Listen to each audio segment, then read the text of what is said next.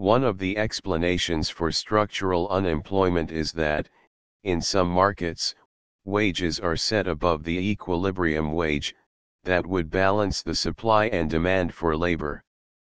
While it is true that labor unions, as well as minimum wage laws and other regulations, contribute to this phenomenon, it is also the case that employers may set the wages they pay to workers above the equilibrium level, on purpose in order to increase worker productivity.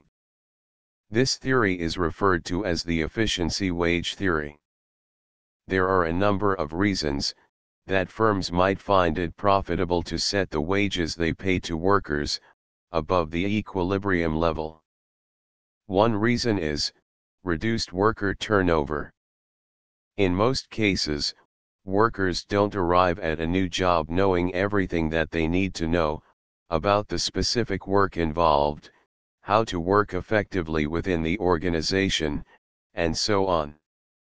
Therefore, firms spend quite a bit of time and money getting new employees up to speed, so that they can be fully productive at their jobs. In addition, firms spend a lot of money on recruiting and hiring new workers.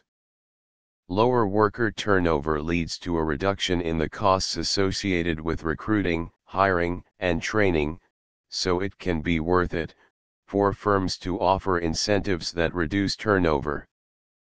Paying workers more than the equilibrium wage for their labor means that it is more difficult for workers to find equivalent pay if they choose to leave their current jobs.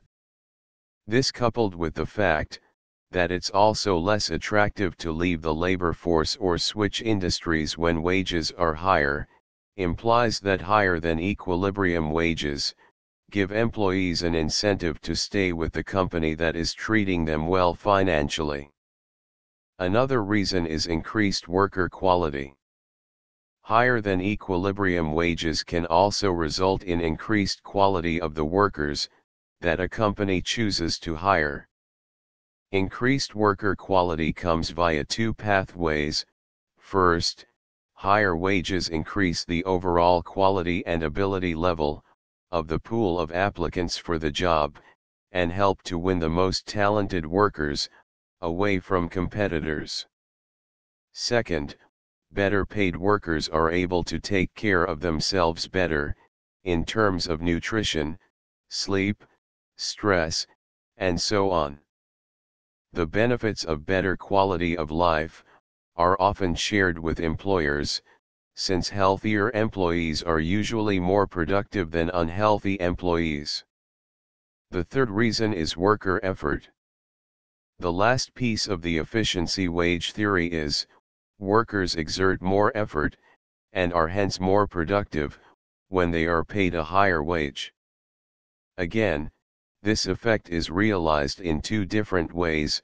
First, if a worker has an unusually good deal with her current employer, then the downside of getting fired is larger than it would be if the worker could just pack up and get a roughly equivalent job somewhere else.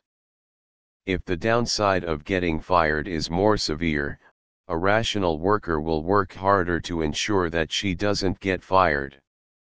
Second, there are psychological reasons why a higher wage might induce effort, since people tend to prefer working hard for people and organizations that acknowledge their worth and respond in kind.